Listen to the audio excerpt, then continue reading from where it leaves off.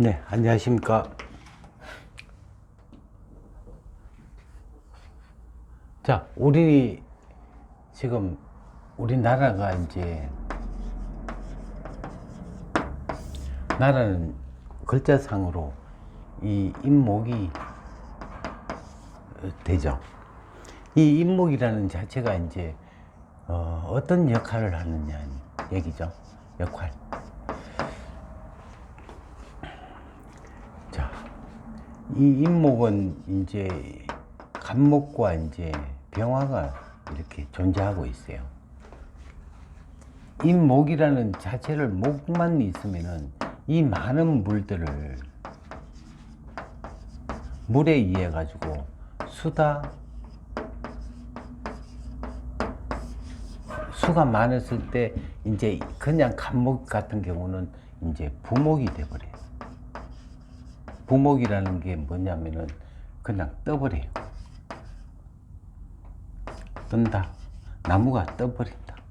우리가 나무를 이제 그 물 속에 이어 놓으면은 처음에는 이랬던 게 텅텅 붙죠.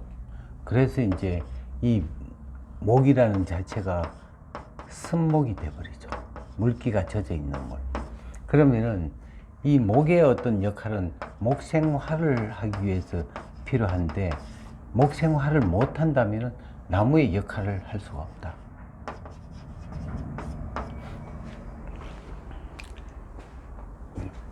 또한 이 부분에서 이제 우리가 병인이라는 병화와 이제 간목이 이제 있다고 얘기했어요. 부목이 되는데 이 목이라는 자체가 이제 또 옆에 화가 있으니까 이 어떠한 물이 있더라도 부목이 되지 않는 역할을 갖고 있어요. 어떤 시련이 있어도 다시 솟아나는 목화통명. 원래 목화통명이라는 자체는 뭐냐, 머리가 굉장히 좋다.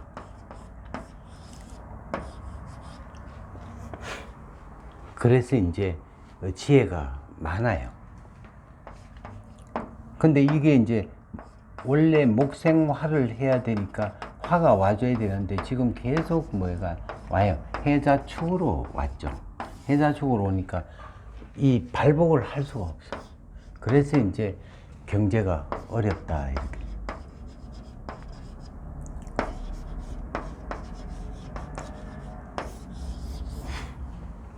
굉장히 감 갈수록 내년 되면은 이 축이라는 자체가 얼어 있는 땅이기 때문에 이제 발복할 수가 없는 어떤 부분이 되죠.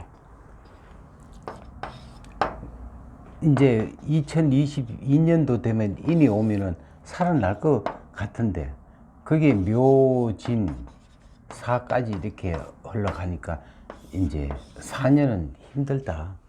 하지만 희망은 있다. 왜? 오는 운이 사오미로 이렇게 흘러가기 때문에. 그러니까 이때 이제 정신 바짝 차려야 되고, 그동안에 정부에서 뿌리는 지원금, 이런 어떤 세금, 이런 게 전부 다 마이너스 현상이 일어나다가 이때부터 이제 뭔가 빚을 갚아 나가야 되는 부분이 되니까, 사실상은 쓸 때는 좋았는데 돈을 갚으려고 하면 고달프죠. 그런 부분이 난다 이거죠. 근데 이제 지금 여러 가지로 이제 주위에 보면 다 힘들어요. 그러니까 정상적인 어떤 돈보다, 수입보다 재테크를 해서 이제 돈을 벌라고 생각을 많이 가지고 있다고. 그 가진 부분에서 우리가 이제 재산의 3분배법, 재산을 많이 가질 수 있는 부분이 뭐냐, 남들보다 돈을 많이 벌 수 있는 부분이 뭐냐 하는 거를 우리가 이제 그 경제학 쪽으로 보면 이런 게 있죠. 부동산, 그 다음에 주식, 그 다음에 저축. 이거를 이제 우리가 3분배법이라고.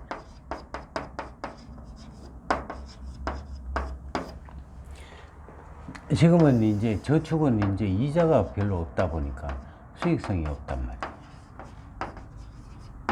그러니까 이 저축은 안 하게 돼 있고, 주식은 또 여러 가지 전문 지식이 있어야만이 가능한데, 그 다음에 이제 주식은 이 위험성이 굉장히 많죠. 그러니까 경기가 안 좋을수록 위험성을 배제하려고 하니까 주식보다는 뭐예요? 부동산 쪽으로 흘러가죠. 부동산은 진짜 아무것도 몰라도 사놓고 시간만 가면은 놓은 상태에서 시간이 지나가면은 이자가 붙는다. 이게 이제 그 어떤 부동산의 특징이 있다고. 그러다 보니까 부동산은 우리가 이제 주택 경기, 부동산 경기, 주택 경기라 하는 거는 실질적으로 뭐냐면은 그 아파트와 이제 단독 주택인데 이쪽으로 이제 집중을 하는 거예요. 우리가 이제 일반적으로 이런 얘기를 하죠. 지금 그 인구는 감소하고 집도 이제 지어놓은 게 많으니까 이제 집에 어떤 값어치가 없어진다고 이렇게 얘기를 하지만, 그것도 이제 우리가 주택의 공급이 원활했을 때 하는 얘기인데, 주택을 공급을 하기 위해서는 연간 한 200만 호, 120만 호 정도를 이제 지어야 하는데, 여기에서는 민간 자본이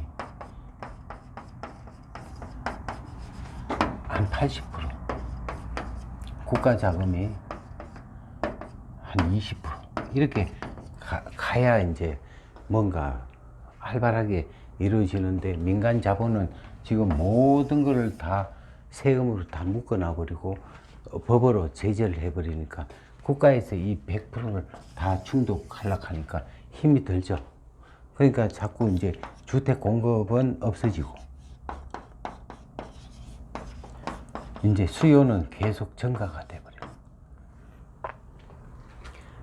그 이런 부분을 이제 사실상은 민간 자본을 투입하기 위해서는 이 사람들한테, 민간 건설업체들한테 이익을 추구를 해줘야 돼요. 지금 모든 거를 이제 결과적으로 어떤 부분이냐 하면은, 집을 사고 건물을 사고 땅을 사면은 나쁜 놈으로 전부 다 몰아보내죠. 그러다 보니까 땅만 샀다, 뭐 집을 샀다 하면은 다 나쁜 놈으로 몰아넣는 어떤 그런 우리네 그 하나의 사회적인 어떤 문제점이죠. 막 이렇게 돈이 있으면은 이 집을 살 수 있게끔 만들어 놔버려요. 그래야 이제 이 모든 게 잘 원활하게 돌아가는데, 전부 다 묶어 놔버리니까 나중에는 이 돈의 어떤 값어치가 어떻게 되느냐 하면은,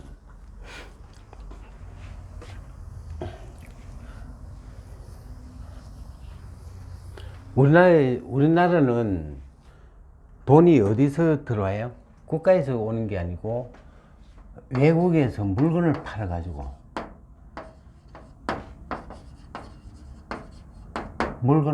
팔아가지고, 이제 돈을 갖고 오는 거죠. 그거 누가 하는 거예요? 국가에서 하는 게 아니고 기업이 하는 거예요.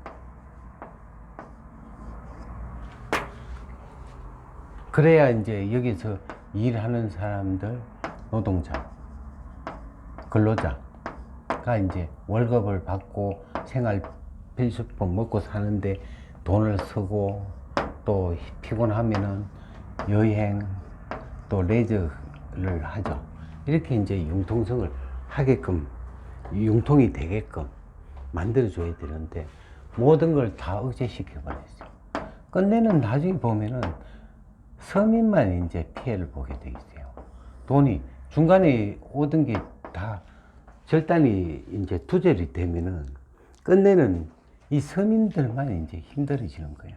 지금 부동산에 관련된 뭐 주택 임대차 보호법 이런 것들이 이제 보호할 것 같지만 법은 사람이 만드는 거예요. 그러면 피할 수 있는 방법은 누가 만들겠어요? 전문가가 만드는 거예요. 전문가가 다 피할 수 있는 방법을 만들어 버린다고. 그러니까 절대 법으로 제재를 할 수가 없다. 또 이제 이 너무 막 그냥 정부에서 이제 어떻게 하라고 얘기한 게 다 안 맞아 들어가니까 정부에서 하라는 거를 안 하고 하지 말라는 것만 골라가 해도 돈이 되니까 이제 그쪽으로 정책에 반대되는 쪽으로 가버리는 거예요. 그러니까 지금 이제 지지도가 자꾸 떨어지는 거예요. 왜? 믿을 수가 없으니까. 그냥 이 부동산 아파트 공급은 아파트 건설업체한테 맡기는 거예요. 업체한테 맡기다 보면은 또 신나서 만들다 보면 인건비가 자동적으로 상승이 되고 그 사람들이 여유가 되면은 소비를 하게 돼 있고 이렇게 이제 순환을 시키도록 해야 되는데 되지도 않는 어떤 정책을 갖고 자꾸 억제하려고 하니까 이제 이 건설업체에서 올스톱 시켜버리는 거예요. 그러니까 앞으로 이제 그 부분이 지금 현재 충년 내년도에 이제 완전 바닥을 치다 보면은 원래 사업이라 하는 거 실패하고 망해봐야 그때 정신 차리게 돼 있으니까 하여튼 내년까지는 이제 모든 걸 소비를 억제시켜야 돼. 그리고 또 인대 회복됐다고 또 하다가는 큰일 나니까 그 이후 4년, 5년이 지난 다음에 이제 뭔가 시작을 해야 될 것 같습니다. 이게 이제 한번 무너지기 시작하면은 1년이 무너지면은 회복하려면 10년 이상 걸리는 개념이 바로 여기에 있는 겁니다. 하여튼 여러분들 이 시청하는 사람들한테 조금이라도 절대 누가 지켜주는 사람이 없고 본인의 어떤 부분은 본인이 알아서 지켜야 할 것입니다. 세상 믿을 수 없는 어떤 그런 부분이 자꾸 이제 불신이 점점 증가되니까 무조건 소유할 수 있으면 소유하는 방법으로 가야 제일 안전한 거죠. 제가 이제 이렇게 얘기한 거는 실질적으로 건설업체를 크게 해보았던 사람으로서 제가 말씀드리는 겁니다. 나중에 이제 이 보이다가 뭐 부동산에 관련된 의문난 사항이 있으면 저한테 좀 연락해 주시면 많은 도움을 드리겠습니다. 예, 감사합니다.